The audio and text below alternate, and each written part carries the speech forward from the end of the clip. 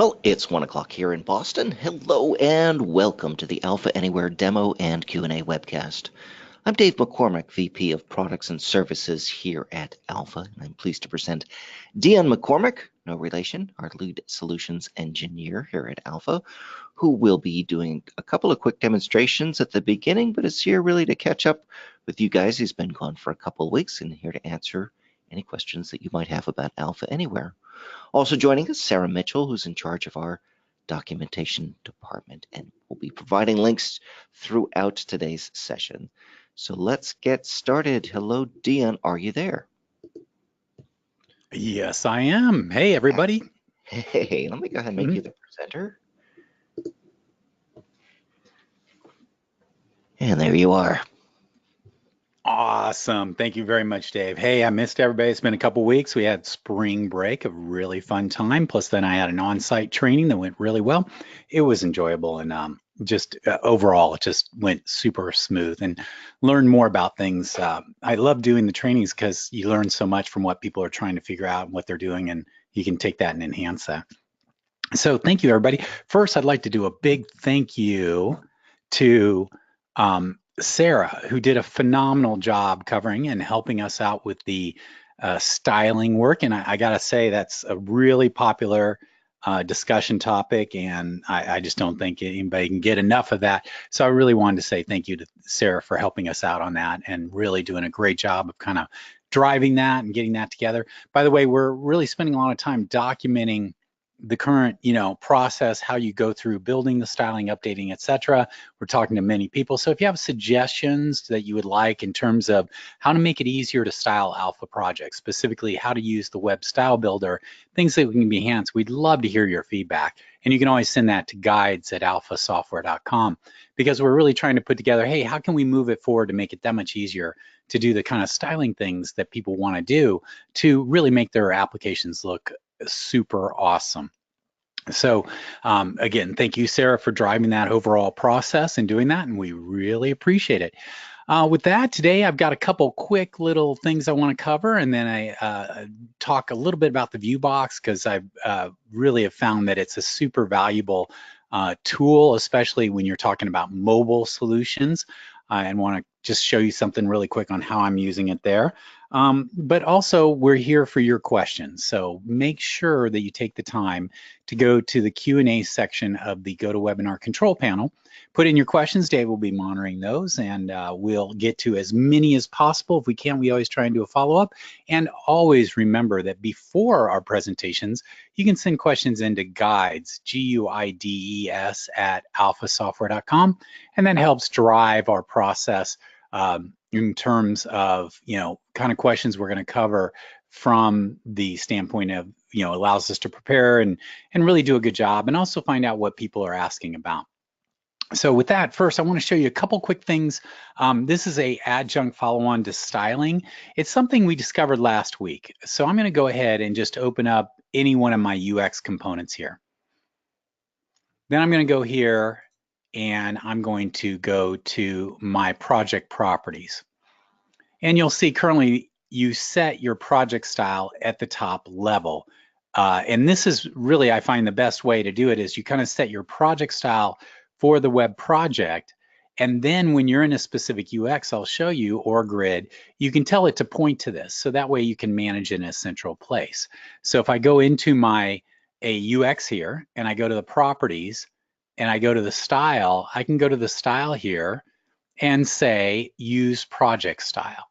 So now what's going on is that when this UX is rendered, it will go back to the web project's top level and use the setting here. So if you ever need to change it, you just go here and modify it here, and then you'll have a ripple effect to go through all of your individual things. Now, that works great, but we did find a little gotcha, is that in Alpha, we have a powerful capability called pre-rendering. And the idea behind it, let me scroll down here.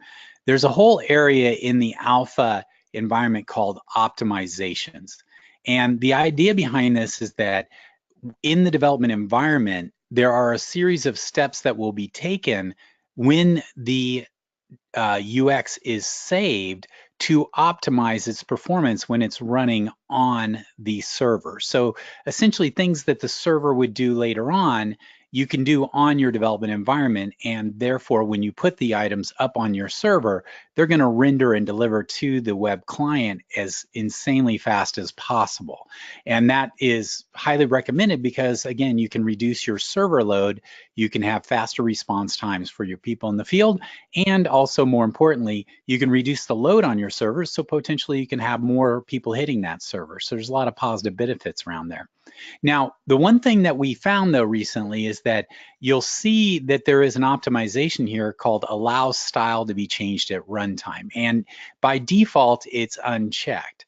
And what we found, which was interesting in our testing, is that if I went in, and the sequence was the following, and this is kind of a nit or nat, but I just want people to know about it. If I set a project style, then I go through and build a bunch of UXs and everything's good and working great. Then I go back to my project style and I re-render that or repick a new style. We were finding that it wasn't getting properly applied to the UX. And the reason why is that when I first designed this, it picked up the project style and incorporated. So if you want to kind of protect against that, you can just click this little checkbox right here. And that means every time that it's going, when this gets published, it's going to make sure to pick up the correct project style. So that's just a little gotcha that we found that, it's just something to be aware of. If you're seeing strange things with your styling in your published application, it could be that this was unchecked. You did some modifications to the styling, you republished it. This is a way to make sure that it works each time. And we found that that works really well. So you can just go into your UX component, go to the allow style to be changed to runtime and implement it. We've actually, development has added a little warning. So now you're kind of told that that may be the situation here. But you definitely want to try and use these optimizations, as we mentioned, because it just makes life easier. And the one I use is every time a component is saved, you can have it prompt for you, so you could skip it if you're like just doing a couple quick changes and you're gonna continue editing it. You can do there. But I tend to like every time component saved. The only time this becomes maybe an issue is that if you have a very large, complex UX component, then it may slow down every time you save it. So it's just something for you to consider in your workflow of what you want to do there. So that's just a quick styling tip. Again, you can enable this. There is a very minor performance hit because it basically binds the style at runtime versus beforehand, but I find that clears up a lot of issues. So you can just set that if you are seeing things. If you're not seeing about it, don't worry about it, but it's just something to be aware of down the road. Okay. So the second area I wanted to cover was actually in the ViewBox, and it's something I've been using more and more, and I just wanted to share with you because I think it's a very effective means for both desktop and mobile type applications. So let's go ahead and do a demonstration of what I'm talking about. So I'm in my development environment here, and I'm going to create a new UX. So I'm going to go up here to my drop down. I'm going to select UX component. I'm not going to use any templates because I just want to demonstrate what's going on here fairly easily, so I'll click OK. So I have my UX builder. I can go in here and start adding stuff. I'm going to go ahead and just put in a panel card, just so I have a panel card on here. And I'm going to create a panel header. And I just want to put in there a little piece of text just to kind of eye candy it in this situation here. So I'll go in here and say ViewBox as list demonstration. Okay. Oops. Okay, great. So I'll save this. I'll go ViewBox as list2 underscore UX. Okay. So now I'm going to go here and I'm going to add, normally, when you're doing back-end stuff, you would add a list control, which is perfectly valid. And you can absolutely use a list control anytime. The one thing about the list control is it does a ton of stuff. It's I call it a very high-powered, meta control that allows you to do editing of data, management of data offline, all those kind of things there. And it may be overkill in certain situations. Like if you're not going to edit data, but you want to bring down some data to present it, then you may not need a full list control to do that. And this is the case here. So what I'm going to do is go to panel header, and I'm going to go down here, and I'm going to add a view box, which is right next to the list control. So I'm going to select ViewBox here, and I'll go ViewBox List, and I'll click OK.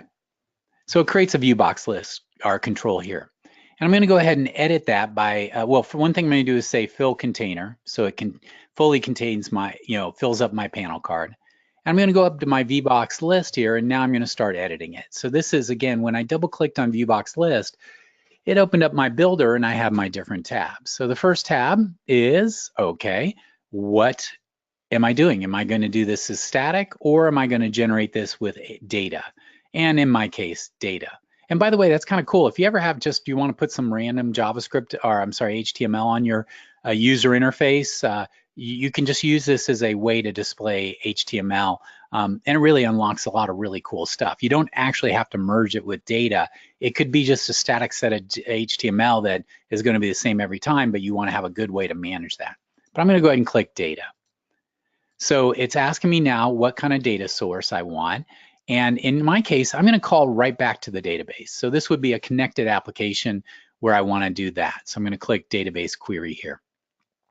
So when I do that, it's going to update my query. I'm going to go ahead and build my query to tell it what data I want in this ViewBox list. So I'll select my Northwind database there. I'll go into my table name, and I'm going to select customers. Okay. Now I've selected that. So it's very much so like building a list. If you built a list, you've done this. So there you go. Okay.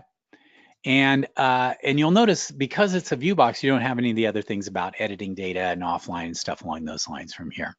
So now I go to my fields. You'll see I have my different fields here, and I can go to my layout, and now I can add my layout. So I'm just going to add, a few of these lines right here and just put them in from there. So I'm going to click OK. So now I have a ViewBox here that goes into the working preview. And you'll see that this is the ViewBox here. It's consuming this whole space. And what it's doing is it's basically spitting out each record one after another. And I can start formatting them and looking them pretty, etc. But that's what I'm going to do next. But you'll notice how fast that is. It's just like whap. It's just very fast because the ViewBox is a very efficient and fast component. So it really can make things fly. So I'm going to go back to design. I'm going to go back into my ViewBox. Now, the issue I was talking about was the fact that I wanted this ViewBox to basically act like a list control. Therefore, it could be used to show someone to select it. So that's a very handy kind of use case in my situation. So for instance, if I had a custom selection, I could do a drop-down box and put it in a drop-down box. But, does that look really nice? So let's go ahead and I'll go in here and I'm going to go to my layout here. And what I'm going to do is I'm going to add a special type of container. So I'm going to highlight customer ID, customer, company name, and contact name. Now I'm going to click add item. And I'm going to go to containers, and you're going to see we have a whole bunch of different containers. I mean, you can even make tab controls and other elements. You can make containers that are called conditions, so it actually evaluates conditions. So I'm going to use here this special one here called list row container, and it's a pre-made one here, and it's used to format each row so it basically acts like a list control. And I'm going to insert my opening and closing tags and click OK. So you'll notice now I have this kind of green colored container around these items here. And I'm going to go ahead and click here and I'm going to save it. And now you'll notice that when I run this, each of these items now is being presented like a list control. And in fact, it has the ability to say select the items and click on an item here. And this is a GR blue, but I'm going to go ahead and go into the properties here. Oh, it's project style, excuse me. I'm going to select, say, alpha green. And now I'm going to do a working preview. And now you'll notice, it's got a very nice looking selection. When I click on it, it's got this pulse effect that kind of gives a person a visual indicator it's been selected here. And you're off to the races. So again, the other thing that's nice about a ViewBox versus like a drop-down box or things like that, this renders very nicely on mobile. It is responsive in nature. And it's super duper fast. And you can see more than one row at one time. So it's actually very, very handy from that standpoint. So I'll go back in here and actually let me go back to controls and let's show you how responsive it is. I'm going to go ahead and highlight this and I'm going to go ahead and put in a panel layout and I'm going to put in a panel card after it. And I'm going to actually move my item here to this panel card. So now it's in a second panel card. So let's go ahead and do that. I go in here, and now you'll notice that we have our primary and then we have our items over here. Now let's take that to the next step. Let's make this a little tighter because it's going to be desktop. I'm going to go into my style for the UX, and I'm going to select compact. And that applies a different set of CSS. So now you'll notice that we collect a whole bunch of space. And now I can present a whole lot of rows in a much smaller space. So this is more of desktop. If you're on a mobile device, this may be too small. You may not look into that. So it's good from there. But let's take this to the next level. Let's show you how you could use it as a selector. So let's say I'm going to go here. I'm going to go to this panel card, and we've shown this before, but I'm going to make the size to be, let's say, 20%. And I'm going to make it dockable, so it's going to collapse after. And I'm going to go here, and I'm going to add a button in here. And that button, I'm just going to add a panel action that's going to show that. So think of this as, and I want to demonstrate because it's used this way very handily, is that it's great to use as, say, like a selector for a field. So we can go in here, and I'll go ahead and put in a field here just for giggles. Okay, I'll go data. Okay, so I'll save this. We'll do a working preview. So now when I go here, I can see all of my screen real estate. So this, you'll notice that I'm not taking it up with a lot of stuff. Now when I click button, watch what happens. It opens this up and it shows it right here, and then I can close it. And in fact, I'm going to go in here real quick to this panel card, do a panel header here, and I'm going to put a little piece of static text just to give the person a description saying, please select account. Okay.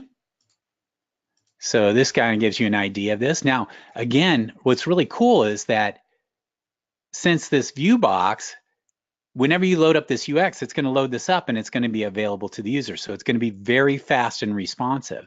And you'll notice then I've got like, please select an account, and then you can select the item here. This window could be appearing in other places. Good to go. Now, the last item that makes this super powerful is the following. If I go back into my ViewBox here, where's my ViewBox? There it is.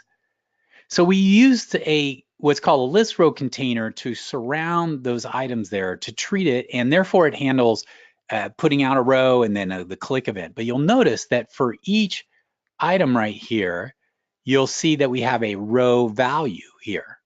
So on that row value, we can select which one of these sets the value of our ViewBox. So the idea behind it is that I'm going to go ahead and I'm going to select customer ID. So now what's going on here is that when I select a row, it then sets the value of ViewBox List to be the value of the selected row. And therefore, and it doesn't actually have to be part of what's shown. It could be just in my fields I brought back down. So you don't even have to show the person the value you'd want to. So now what we'll do is I'm going to do one other thing here, and I'm going to change this button to say show accounts, and then I'm going to add another button here, and I'll go, and just for demonstration, get account. Okay. So didn't take that. Let me go in here, show account. Okay. So I've set my ViewBox so that this container, or the row container here, is set to the value of the customer ID. So I know when I click an item there, it's the customer ID. I'm in this get account. I'm just going to do a little quick dialog. I'm just going to do a little JavaScript here, and I'm just going to say dialog.object.get value, set value from. So this is a little piece of JavaScript that will take a value of one field on my interface and set the other one. So it's asking me first, what is my target, which will be my data field here. So I'm going to right click on there and say data. Then I'm going to go here, and now it's asking me, okay, where should I get my data from?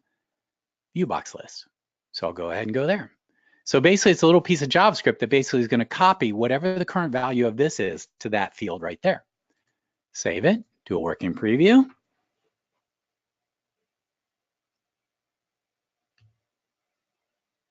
Okay, so I'm going to do get account. Notice that the first record has been selected. By default, it selects that first record, and I'll show you how to disable that in a moment.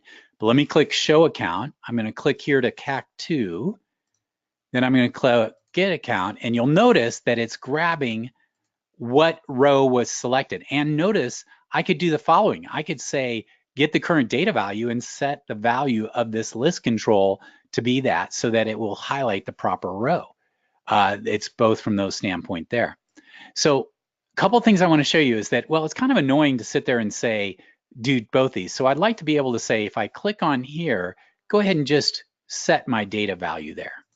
So we'll go back into my button here. Here's my JavaScript. I just copy that JavaScript. Then I go back into my ViewBox. And I go here. Is it under here? Where is it? I wonder if I have to set an item. No, I think it's here.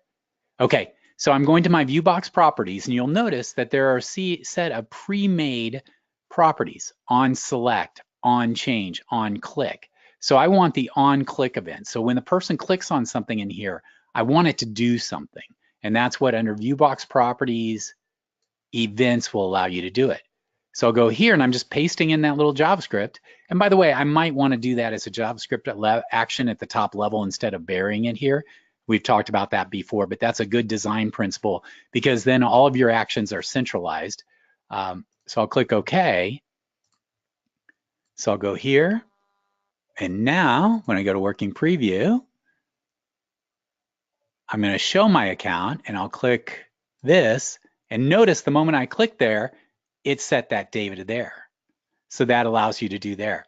Now, the other thing I'd like probably to do is have this hidden. So I can do that where I go back into here, go to my click event, and then I can just add my next little piece of JavaScript there. But let me show you the better technique to do this. So I'm going to go ahead and I'm going to do the following. I'm going to go into action JavaScript, and I'm going to go create edit JavaScript. So I'm going to copy this out here.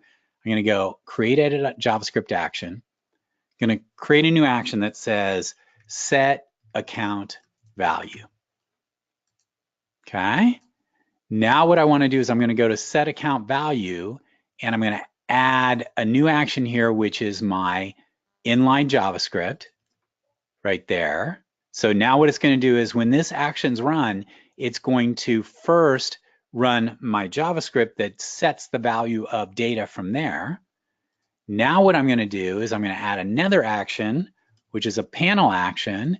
And I'm just going to say set the active panel to be panel card number 1, which is where our data is, and click OK. So now it's going to run both of these actions together to this right here.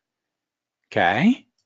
So now I can go here and I can say insert code to run that action. And now instead of me burying the JavaScript there, I have it here. So now when that clicks, it runs it. And the important thing about that is that if I ever need to change that, I just go here to JavaScript action and edit it right here, and I know how to use it. It's a very powerful, very important design principle, is to put all of your stuff in a central set of locations. And then therefore, on any of the user interface elements, they're essentially quote unquote dumb, meaning they're just triggering actions. Thus, you don't have stuff buried all over your system. Now, I want to do one other quick thing here. Well, let me demonstrate to make sure that worked. Go to working preview. And I'll go ahead and show the account. I'll click this and notice it did that and it got that rid of it. Now, the reason that worked is because when this is what's called a dockable panel. And dockable panels automatically show themselves when they have focus. So if you had like 10 of these and you said, well, set the focus to panel number 3 that's docked, everything else will get out of the way and only this will show. And if you set the panel to any other panel, this one automatically goes, oh, you know what? I'm not the focus anymore. Make me disappear. So the cool thing is you don't have to worry about it. You know, once you set the focus to another panel, you're done in there. Now, as I mentioned before, let me go into working preview. And this is the last thing we'll open it up for questions, is that if I click here, get account, you'll notice that, oh, whoa, ALF-key, well, I didn't click on that. What's going on here? Well, the reason why is that if I go back into my ViewBox list and I go to my ViewBox lab, you'll notice there's a parameter here called allow null selection, and it's unchecked. Okay, so what that means is the following, is that since this is unchecked, by default, it will always select the first row in your ViewBox, meaning the first item in your ViewBox. So if I go ahead and click this, what that does now, it then allows you to basically have a null selection. So when it opens up, nothing is selected from there. Now, another cool thing about ViewBoxes, which is really powerful, is allow multiple selections. So I'm just going to enable that for giggles. I may break something here, so beware of me. So I'm going to click OK. So let's test this out first. So let's go into working preview. And since I allowed a null selection, when the ViewBox is actually rendered behind the scenes, you don't actually see it. But let me go ahead and get account. And you'll notice when I click get account, there's no data because we haven't selected that value. Now, if I go to show account and I click there, it shows there right there. Now I'm going to click there and, oh, you know what? It's de-hiding it. I'll have to play with that. I don't want to hide it if I'm doing multi-selects, but that's another benefit of the ViewBox control, is that I can set this up so I could actually select 3 or 4 records of this, and then that would set the value of this to be those records. So there's some really cool things that ViewBoxes can do that's standard. And you can think about it, you're starting to create your own user interface elements, and these are reusable. If you need to use this ViewBox on another item, you just go copy the control to the clipboard, and then you can create a new UX, and now you have that ViewBox that knows how to talk to the database. So essentially you can kind of parameterize your pieces there. Now, the other thing that's kind of cool too on this, just as kind of like the last thing before we do this, is you can also, let's see, I think it's on this one. I can go to menu, save selected controls to library. So let's say you've created a cool ViewBox that's an account selector. And it always renders that way. Then you can just go to menu, save that selected control to a library, and then whenever you need that, you can reinstantiate that on any of your UXs. It's not truly a kind of object-oriented, meaning that if you change it, you know, there's nowhere to go centrally to modify it so that next time you paste it, it's the same way, or it doesn't update the already ones. This is kind of just a copy-paste template capability that's built into it. So ViewBox control. Most important thing I wanted to share was the fact that we have this list row container. It can act like a list, which is a very powerful behavior. It has all of the list behaviors like multi-select and all that. You have all the styling that can go on in here. You're not limited to the standard styling. You can add behaviors to it and row values, etc., which is very powerful.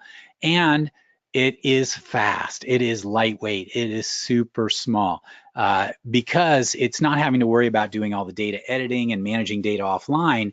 It's just really slimmed down. So you're going to see dramatically increased speed on the front end, and you're going to see dramatically increased power. In fact, let me show you one little thing, and I apologize. I know I said I'd stop, but let me do here. I'm going to click here, and I'm going to go refresh. Okay. So I'm going to click a refresh button in there, and I'm going to double click on there, and I'm going to add a new action, and I'm going to go refresh. Oops, nope, ViewBox. So I've got ViewBox control actions. I'm going to say refresh data for ViewBox. And notice it says keep selected. Now, notice I embedded that in the button. Let me show you something kind of cool too. You know, again, as I mentioned, you don't want to have everything embedded all over. So I'll go, oh, you know what? I'm going to convert this right now and move it from on this button into here. So I'm going to click here. I'm going to select my action. I'm going to click OK. And I'm going to call this refresh ViewBox. Okay, so it did two things. We'll see in a moment. It actually took my action JavaScript, put it in here as an action JavaScript, and then it added in this to trigger that JavaScript. So it did that kind of nicely. So now I can go back into my JavaScript actions, and there's my refresh ViewBox all ready to go in my central location.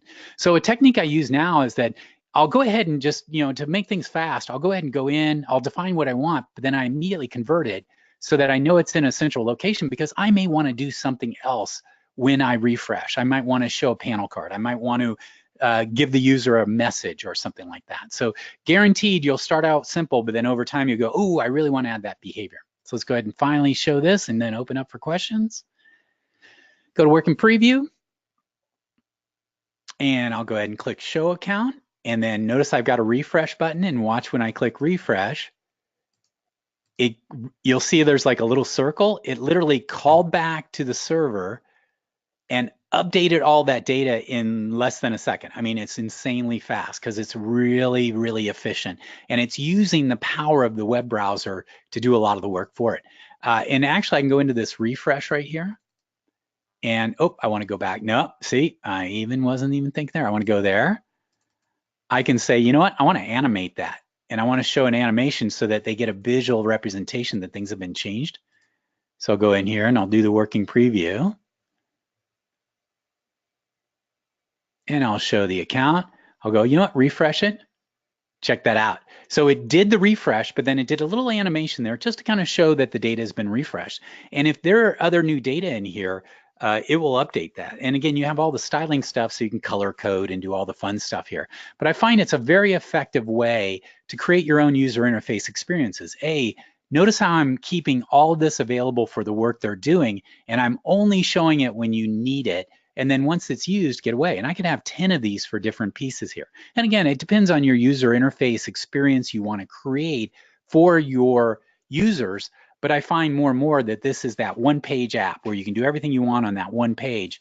And you can use things like view boxes so that this is a very small thing. So when it loads up quickly. It's dynamic, it's data-driven, and it's really, really handy. So that's the concept, the ViewBox as a list, and a couple other little subjects in there. And let's go ahead and open it up to questions. Yeah, all right, all kinds of questions. Let's do some ViewBox questions though, because you were just talking about ViewBoxes. Yeah. The first one is, can you do client-side grouping in a ViewBox like you can do with a list control? Let's see, I believe you can. Let me go to ViewBox properties. You would do it in the layout here. So in the layout, you can do what are called data groups and data group headers. So it allows you to do all of those kind of like data grouping and things like that in here. You also have what are called multi-condition, which is where you can say if UK is this, then these list of conditions, it's really cool.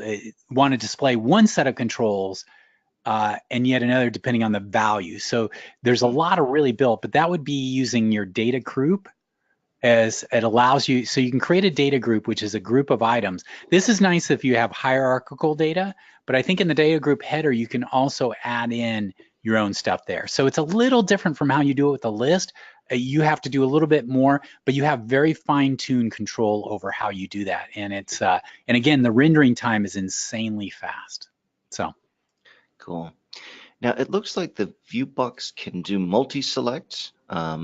And the question is, what do you get back from a multi-select on a ViewBox? You know what? Let's do that. Let me do this. Let me go into my JavaScript actions. Go here, and I notice I'm using the power of centralized things. I didn't have to go find it. I'm just going to right-click here, and I'm going to say comment out this action. So therefore, when this action right here was the setting the values. So, but I'm not going to do the panel navigate. So let me go ahead and go here. Let's see what this does here. Good question. I believe it does commented to limited, but we'll see. Oh, why am I not getting double click here? Let's go to my view box. Multiple selections, yeah. Oh, you know what? I'm going to do additive. It depends on, if you'll notice that it says control tap. So you know, if you click, it's one select and two. It tells you it. But let me try this. Additive, I think, is what the behavior I'd like. I did notice, and I bet a few others did, on the other page, it looks like you have control over the delimiter. Yes, you'll notice here that it's just putting them all together, but now we can go back in here and I'll say, I'm going to use the pipe character. Well, that could easily be the comma character. And now, and this is so cool for so many reasons. Like if you're doing like a search format or something like that. So you'll see and I can deselect things, and it automatically rebuilds the screen. And it's just fast. And this obeys touch results, so you can touch it, and it does the same thing. So good question. The answer is yes. It does it by rendering it as a combine, and you can set your own separator if it's like comma delimited list or pipe or however you need it for your application. Very cool. And notice too, watch this. Yeah. Let's go ahead and change this. Oh, I'd have to, when I click show account, what I'd probably want to do is take this and apply it to here, and then all these would be updated. So there's probably a little work that needs to be done there. Oh, I see. Yeah. So if I wanted to actually edit here, get rid of blouse. Yeah. Get rid of blouse. I think the question was just more aimed for, back in my code, what am I going to get? So what do I know what to deal with? It looks you like get whatever you want. Whatever it's you alpha. want. Exactly. You can do anything you want. It's your delimiter. It's your space. It is. It's your user interface. Don't abuse it. Here's someone who's running into a problem, and their problem is that they have and we're just wondering if we've seen this before. And the problem is as follows: they have a tab control that requires login, and there are two tabs they use, and each of them has got a UX on it. But for some reason, it forces them to the authorization page like every 2 seconds, like whenever to enter in the username and password. Any inkling of what might be happening? Well, the key is first, I would make sure that you check. So I'm at the ViewBox, or I'm sorry, at the Web Projects Control panel. For each of your UX, I'd first absolutely check. Oh, I don't have security enabled on here. So I could just to make sure their security settings are so first make sure your UXs have the proper security set up with the roles that you're doing. Otherwise, what's going to happen is if that list, even if it's embedded elsewhere, it's going to kick you out because it's saying, hey, I'm not going to render your stuff for you. And I think that just forces you out there. So I would check the security settings of each of your subcomponents and make sure they're set properly, so that will prevent there. That really is probably where the source, if you've got security enabled, that's if it's getting kicked out, then it's because of that behavior, or because the security is not set on your subcomponents, is my guess. Very cool.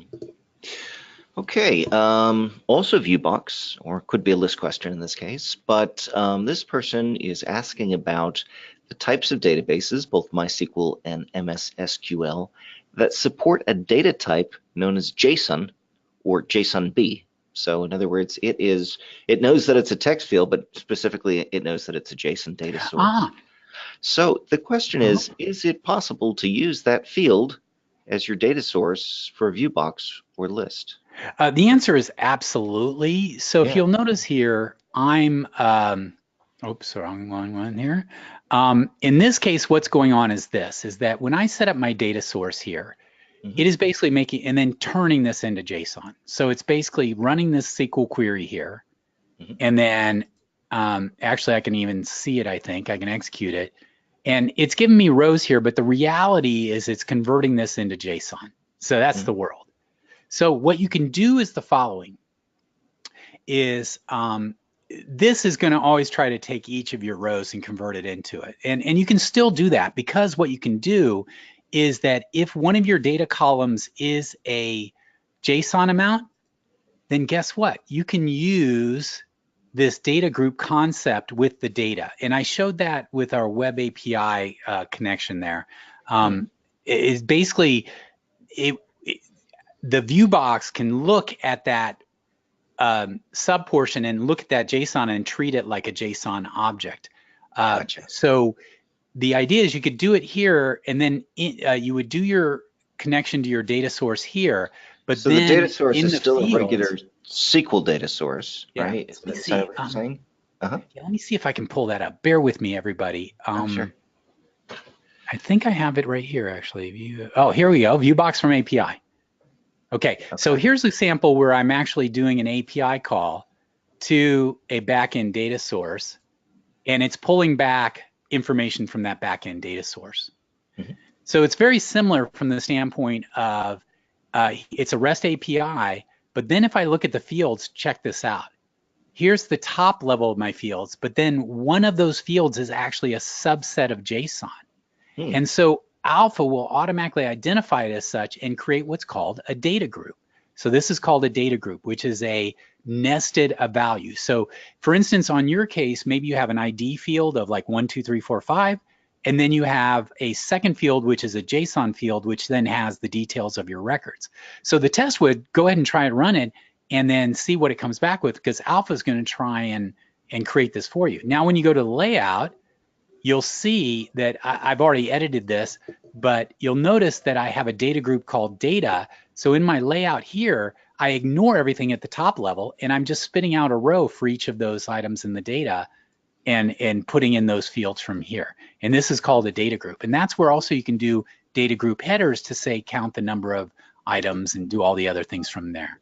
So step one would be just try connecting it to your database and then see if it's smart enough to pull out that one column and turn it into there. It may or may not work.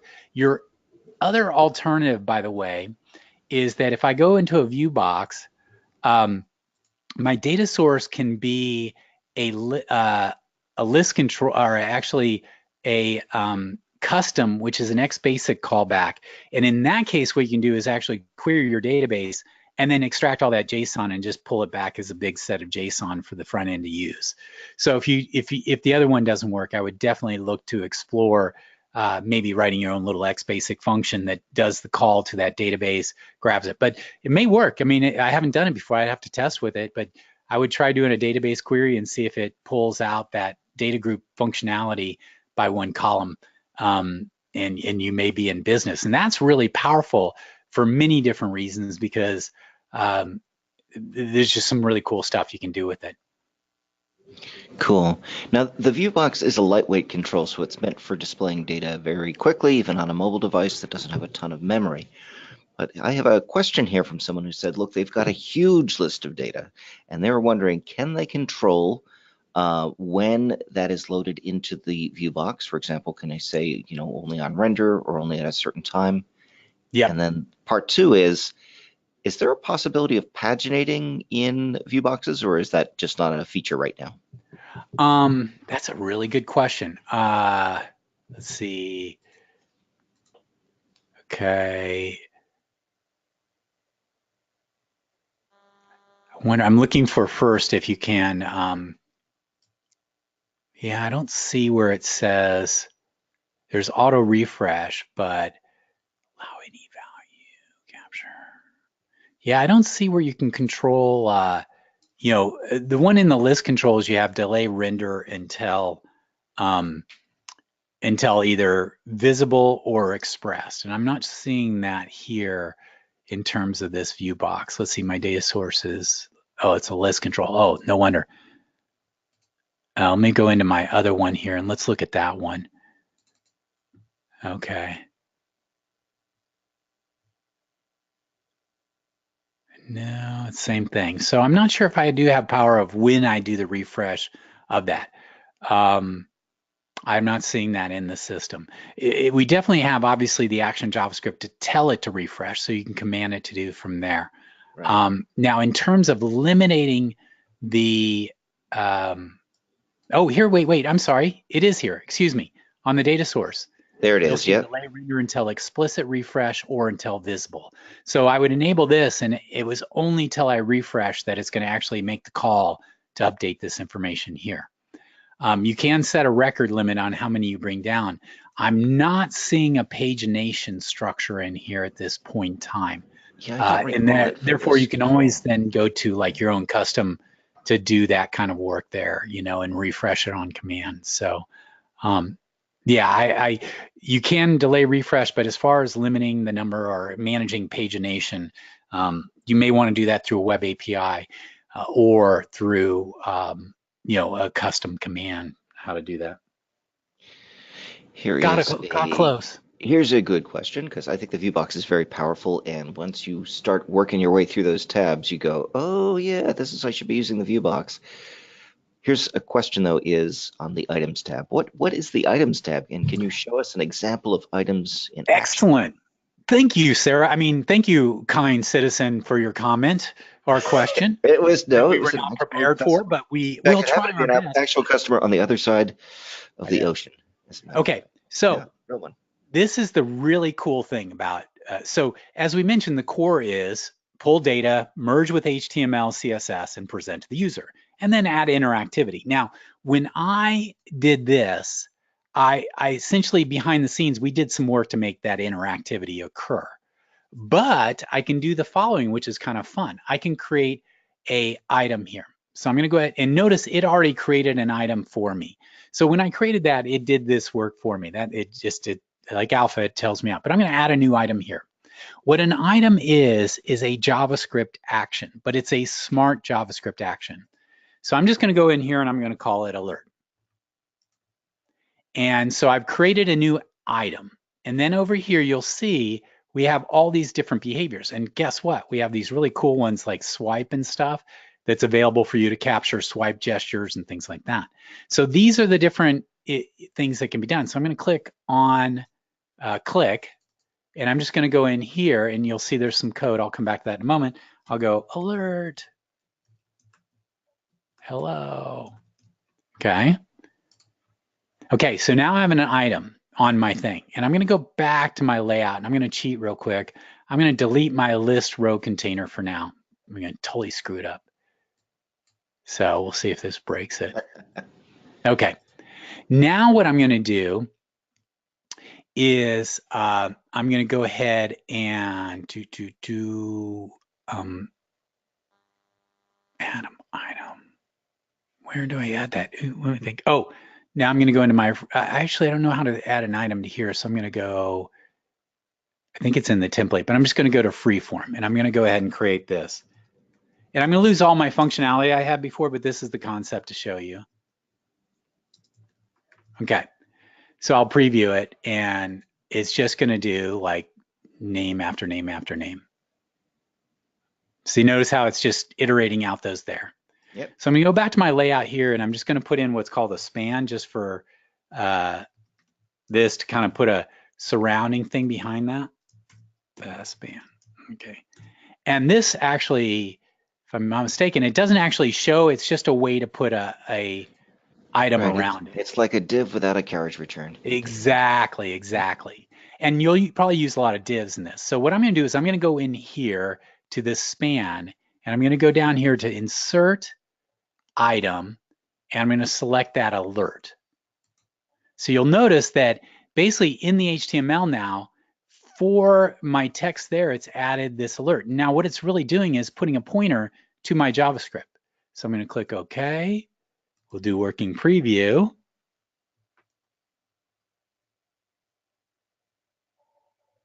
I'll go ahead in here and I'll click there. Notice that when I click, now I'm going to click not on an account name. I'm clicking one of the other things. Nothing's happening. But now if I click on here, it triggers that item. So think of it just as JavaScript actions. Now the cool thing about that is twofold. One, this allows you to add items to any HTML. So if you can really have fun with it. You can put a button on there and have that trigger to an item. In items too, which is kind of cool, is I'm going to go ahead and I'm going to delete that real quick. I'm going to insert this item. Oh, wait, no, I've got to go back to my item here. And I'm going to show this here. Okay, so the other thing is that items are smart. You can put, what happens is Alpha knows which row and what you clicked on. So therefore, it can extract that information and give that to the item. So for instance here, V is the item of the attribute in the template there. So I'm just going to go in here. I'm going to alert V and see if this works. So this is a special built-in thing so that when this item is there, Alpha is going to say, oh, you're on row 5. I'm going to give you the value for row 5. And then that's what's sitting here. And it's a little more sophisticated than that, but that's kind of the core concept. Now I can go back to my layout here. I'm going to insert my item. And you'll notice I'm selecting there, but notice I'm going to insert the A5 value, which in my case is going to be the customer ID. And let's click OK. So now it's going to trigger that item, but it's going to pass in this case, the customer ID. And if this works correctly, then when this item is triggered, I can then grab that and show that to the user. And my guess won't work, but let's give it a try and see what happens. What do you mean your guesses won't? I'm still getting my heads around how to properly format all that It's stuff. I always screw it up. live demo, right? Oh yeah, see, notice it's not showing. So let me go back in here. I have to do a little trial and error. Oh, I see. And there's some. It's probably a whole object, right? That you might need to. Actually, I think it's in. Okay. It's when. And I'm got to get better at this. So let me go back to layout. Go in here, and I think what we do is just put in customer ID. It's something about that data, it doesn't like it. So let me go ahead and I'm going to be doing more on that because it's just the ViewBox. There's so many cool things you can do with it. So let me try it here. Okay, there you go. It has to do with how, so what's happening is when I click on this row, first Alpha says, oh, you're on row 3 and the customer for row 3 is Anton. So I'm going to go call that item. And when I call that item, I'm going to pass to it this information data. And therefore, then when it gets it, I have it in that V character and then I can do there. So the cool thing about this is I could click here and then I could run like XBasic callbacks. I mean, I would put these things in actions and then just use this to trigger actions and pass in variables to those or set other VLs. Pretty handy. So what's going on is actually if I go back into my ViewBox here and I go to my layout, what I'm doing is I'm saying trigger my alert action and give it, in this case, the value of customer ID. And therefore, this is what goes put into that V, and then I can take that. So that's how I can pass what the person clicked on to my item, and then in my item, then I can say, okay, this is what I want to do from here. I want to maybe call an XBasic callback to do something on the back end and pass it the customer record they selected. Or I want to just do some updates on my user interface to maybe show or hide some fields or upload. So again, it's insanely flexible because they've kind of broken it into, you have these fields and then you have these layouts and then items, and it kind of separates the pieces. So once you get your head around it, you'll find it's like, oh, okay, I get it. But that's part of the challenge, is just kind of figure out how these pieces are done together. And again, you can include your own CSS in here. You can include your own JavaScript. You can create action JavaScript, and then in this item right here on the click event, guess what? I could be doing this. I could say, oh, insert code to run like this. So now watch what happens here. And I think this won't break. I think this might not work because, yeah. Oh, no, it does work. Yeah. Check it out. Hey, now I'm not showing the multi-select because I'm responsible for managing that if I'm not using that cool list control feature. But as you can see, anyway, that's kind of how it goes from there. Pretty flexible, pretty fun. Great question. Thank you, Sarah. I mean, kind viewer this week. We don't know who that is. This was not a staged question. I will reveal to you the actual person who asked it. It is a longtime person. Sarah is saying it wasn't me. But Sarah did actually answer a question back on the chat window earlier, but I would like to repeat the question and the answer so that everyone can benefit from it. And it has to do with styling. So within styling, there's the concept of the compact styling, which you might be able to demonstrate somewhere. And right here. The compact theme, right? It's sort of like an add-on on top of the alpha green, the compact theme.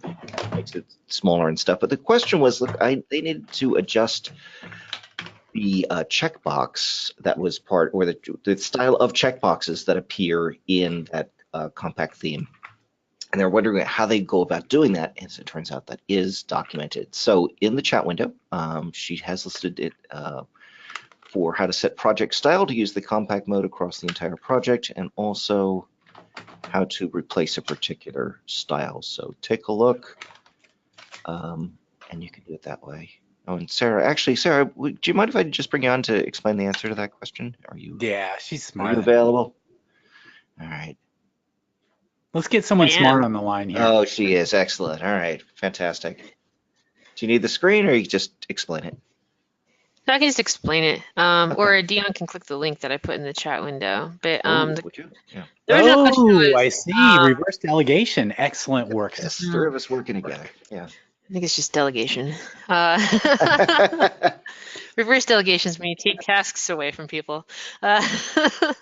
Anyway, if Dion can find that and open up that doc link in the web browser, it'd be very helpful, because this this page, it's documentation on the bulk operation, which can be used to globally replace the style in a number of components, either all of them or a subset. But if you scroll down to the bottom, there's an explanation about what project style is, as well as the types of style names you can specify, and then how to specify the compact or the not compact theme if you are using the project style placeholder in the style name for a component. So I believe this addresses everyone's questions pertaining to that. But these are the variations, if you scroll up a little bit, the various ways you can specify a style name, either the style name straight up or a colon and then the word compact. You can also do colon pulse if the theme supports the pulse effect, and then compact comma pulse would apply both. But that's how you would specify that, either just on the component or for the entire project. So you can use that same format, that style name colon compact, in the project style for the web project, and that would apply the compact theme across the board. Does that answer the question? I believe it does, but if it doesn't, please send off an email to guides@alphasoftware.com, and we'll be happy to get you clarification if you need it. Hey, it looks like a couple of people have been using MySQL with JSON fields, so maybe we should start investigating that and do a little demo of how that can work together, because it kind of sounds cool. I guess the advantage of that is that these database systems now allow you to search data that are stored in the JSON values within a field, which means that you could push your offline processing back up onto the server. So I think it'd be neat to experiment with. And yeah, it's kind of the NoSQL world that, you know, people build apps. You don't actually have tables or anything more. They basically have JSON objects that are being saved and then so it's great for, if you don't have, I think if you don't have a lot of linking between objects, it's really great. I think the moment you need to start linking stuff, it gets really nasty. But so the person who first, go ahead. Sorry. So it's pretty intriguing. Yeah, we should explore that more. So the person who first asked the question said their use case was they have inventory records, but there are variable attributes that go with those inventory things. So some things may not have color, or some things may not have size. But you can, with JSON, it doesn't matter if it's included or excluded. Yeah, and the cool thing about too is that using in here when you actually build your ViewBox in the layout here, you can kind of look at what the JSON is and says, well, if this is not in there, just skip this area, don't show it or do this. I mean, the templating is insanely powerful, and I've just barely scratched the surface, but that's really the world of the future, is JSON and templating, because then you have this insane flexibility from the standpoint of your UI can essentially adapt itself to the data. So instead of the history was always, I define my tables, then I create a bunch of fields on the user interface, then I have to do a bunch of gyrations if things are a little different across record sets. Now you say, okay, I'm defining my JSON object, and then now on my user interface, I build into my interface the flexibility of displaying it different ways based on what's in the JSON. And that opens up a lot of really cool use cases. And again, JSON templating, the neat thing about that, it occurs all inside the web browser. So basically the server says, here you go. Here is your HTML template with your directives. Does the work, right? Here's your JSON. Guess what, web browser, get to work. And these web browsers, the V8 engine is insanely fast. And I keep using that word, but it's like, it's built to do that from the get-go. Therefore, the server's just like, bip, bip, throwing this stuff out. And then all the processing is being done by all the clients, which really just enhance your overall performance, behavior, and profile of your system. It's a way to go. Excellent. Well, we have 43 seconds left, and I have one more question. Is there a way to change the connection string for an entire application in one quick step? He said, I assume I can just modify the existing connection string and point it to my new, for example, AWS RDS instance. But the question is, do I have to touch each of the UX and grid components after that, or should they just work? They should just work. So when you create your connection string, you'll create it for your development environment. then when you create your publishing profile, and I only have one profile here, you will see that in here is the ability to set that connection string on publish. So therefore what it will do is it will just swap that connection string saying, okay, now when you're up on this server, use this connection string that may point to a different database. And therefore, when you build your actual view boxes or anything you do in your view box, we go here. Oh, you know what? I think I picked the wrong one. It's the ViewBox list. Let's go in here. You'll notice when I built the data source, I used a connection string here. So basically, when this renders, the first thing it does is say, hey, what's the current connection string? So locally, it goes to my local database. When it's on the server, it's going to say, oh, I'm pointing to somewhere else, and then the rest just happens. So Gotcha. you know, as long as you set your connection So you string. can set it that way in publishing profile, and when you publish it, in fact, it becomes 0 steps once it's set up. Publishing will automatically tell it this is the new connection string, but using it locally is the development one. And there are ways in XBasic on the fly. There's called dynamic connection strings, which are beyond the scope today, but you can in code flip-flop those things. So if you had a certain system running on a server and you wanted to be able to switch it to maybe 3 different databases on the fly, like multi-tenancy or something like that, there are those capabilities built into it. But few more nuances you have to go through. Very cool. Hey, Dion, thank you very much for presenting. Thank you. Welcome back. Thank you, everyone, for attending, especially those who asked questions. And of course, thank you, Sarah, for your help today as well. If you have any further questions, go ahead and send an email to guides, G-U-I-D-E-S, @alphasoftware.com. Other than that, we hope to see you next Wednesday at our next Alpha Anywhere demo and Q&A webcast. Thanks very much and have a great week. Bye-bye.